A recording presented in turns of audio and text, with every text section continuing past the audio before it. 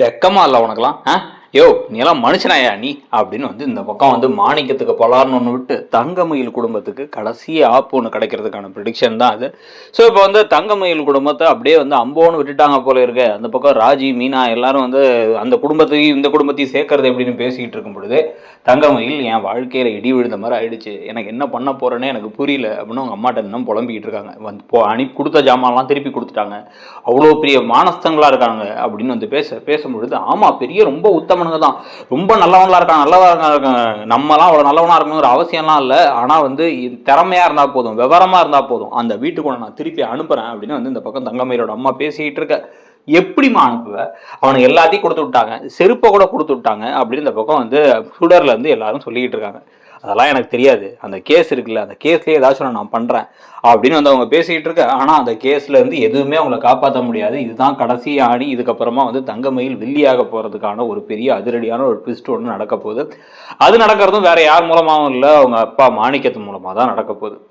So இப்போ வந்து மாணிக்கம் வந்து மயில் நீ அம்மா சொல்கிறா பாரு மயில், கண்டிப்பாக உங்களை சேர்த்து வச்சுருவான் மயில், அவன் மேலே நம்பிக்கை இருக்குது. அப்பா கூட அவனுக்கு எதுவும் பெருசாக பண்ணாமல் இருந்திருப்பேன், ஆனால் அம்மா அப்படி இல்லை, தேசப்பட்ட ஆள் கிடையாது உங்கள் அம்மா. நான் எதுவுமே வந்து வீட்டுக்கு கொடுக்காமலே உங்கள் ரெண்டு பேர்த்தையும் வளர்த்து இந்த அளவுக்கு கொண்டு வந்துட்டா, அவளால் எல்லாமே முடியும் அப்படின்னு வந்து பேச. அப்படி சொல்லியா, நான் என்ன செய்கிறேன்னு மட்டும் பாரு, அடுத்தடுத்து பிளான்லாம் நிறைய இருக்கு.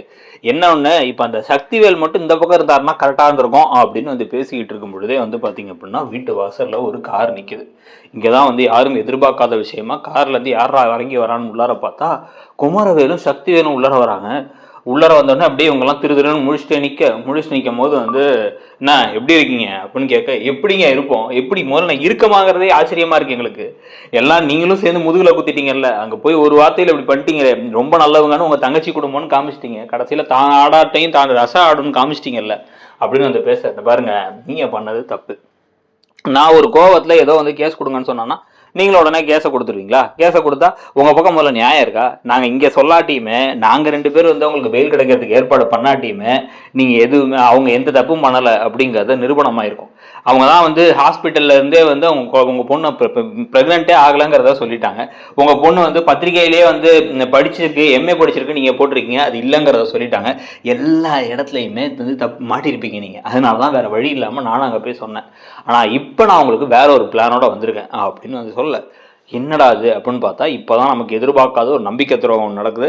ஸோ அங்கே வந்து பார்த்தீங்க அப்படின்னா சக்திவேல் என்ன சொல்கிறாருன்னா, அந்த பாருங்க எனக்கு அந்த குடும்பம் என் குடும்பத்தோட ஒட்டுறது பிடிக்கல, ஆனால் அதே சமயத்தில் என் தங்கச்சி வீடு என் வீட்டு பொண்ணு ராஜி எல்லாம் வந்து ஜெயிலில் இருந்ததும் எனக்கு பிடிக்கல, அதனால அதை ஓகே, ஆனால் அந்த வீட்டுக்கு உங்கள் குடும்பம் போனால் தான் அந்த வீடு நிம்மதி இல்லாமல் இருக்கும்.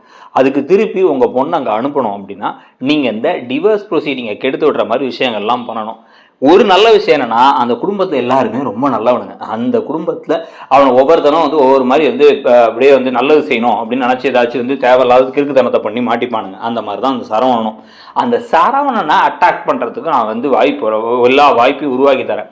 நாங்கள் வேணும்னே வந்து அவன் முன்னாடி உன் குடும்பத்தை அவமானப்படுத்துகிற மாதிரி பேசுகிறோம், நீங்கள் அங்கே கிளம்பி வாங்க, கிளம்புற போது நாங்கள் உங்கள் பொண்ணை அடிக்கவே வரோம், என் பையன்லாம் விட்டு அடிக்க வரோம், எல்லா விஷயமும் பண்ணுறோம். பண்ண அவனுக்கு மனசுக்குள்ளார வந்து நீங்கள் பாவம் அப்படின்னு சொல்லியும் தங்கமயில் பாவம்னு சரவணனுக்கு தோணணும். சரவணனுக்கு தோணி சரவணன் வந்து சரி என்ன இருந்தாலும் என் பொண்டாட்டியவை அப்படின்னு அவன் வாயிலேருந்து அதை வார்த்தை வந்துட்டா அப்படியே கொஞ்சம் கொஞ்சமாக சேர்த்துக்கிட்டானா அப்புறமா என்ன ஆகிடும், நல்லவனுங்க அப்படி தான் சேர்த்துப்பானுங்க, தான் தள்ள மண்ணும் அள்ளி போட்டுப்பானுங்க. நானும் வந்து நிம்மதியாக இருப்பேன், ஏன்னா அவனுக்கு உங்கள் குடும்ப பிரச்சனையை பார்த்துட்டு இருந்தால் எங்கள் குடும்பத்துக்கு வரதை பற்றி யோசிக்க மாட்டானுங்க அப்படின்னு வந்து பேசிக்கிட்டு இருக்கிற அதே சமயத்து தான் வந்து பார்த்தீங்க அப்படின்னா கடையில் இப்போ வந்து தங்கமயில் வேற திருப்பி வேற போயிருக்காங்க வேற.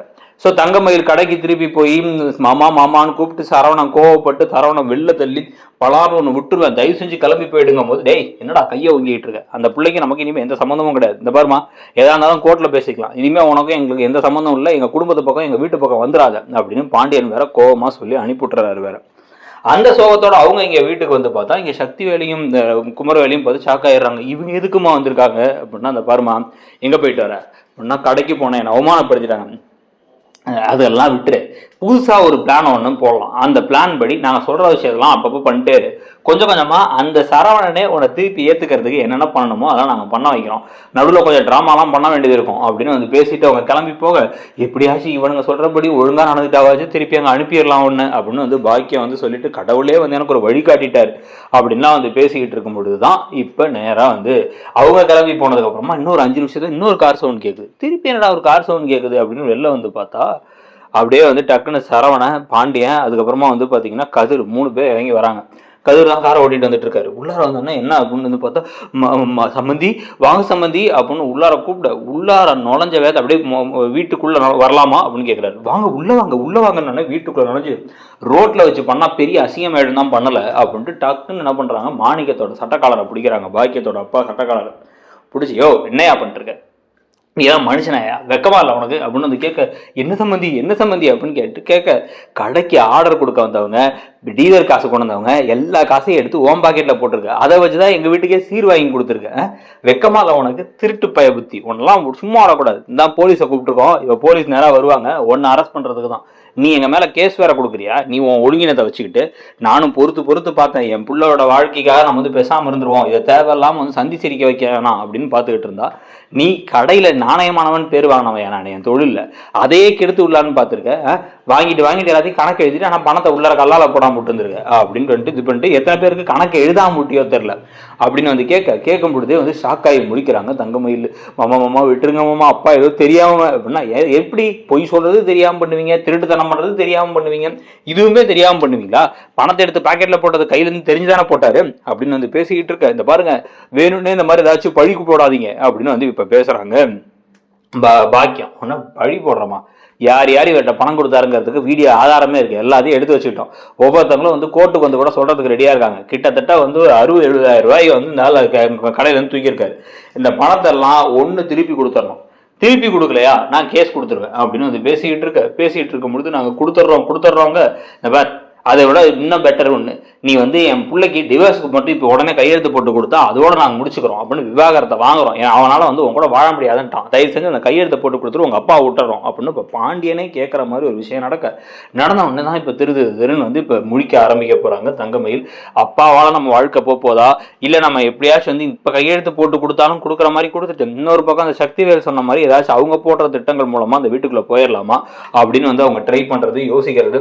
இதுக்கிடையில் வந்து சக்திவேலை வந்து ரொம்ப நல்லவர் நினைச்சு சக்திவேல் வீட்டுக்கு வந்து நம்ம கிளம்பி போய் அவங்க வந்து அவங்க விருந்துக்கு கூப்பிடலாம் அப்படின்னு கோமதி நினைச்சு அங்க வேற அவமானப்பட்டு நிக்க, அவனுங்களாம் திருந்த மாட்டாங்கடி, ஏதோ ஹெல்ப் பண்ணானுங்க அதோட விட்டுறணும் அப்படிங்கிற மாதிரி திருப்பி அந்த குடும்ப சண்டை ஒரு பக்கம், இந்த பக்கம் தங்கமயில் அங்க வரத்துக்கு போடுற திட்டங்கள், அது படிக்காம இருக்க அந்த வீட்டுல இருக்க எல்லாத்தையும் பழி வாங்க நினைக்கிறது அப்படின்னு சொல்லிட்டு அவங்க வில்லியா கொஞ்சம் கொஞ்சமா மாறுறது. ஏன்னா இதுக்கு மேல வந்து அழுதுட்டே இருந்தாங்கன்னா நமக்கும் கடுப்பாயிடும்.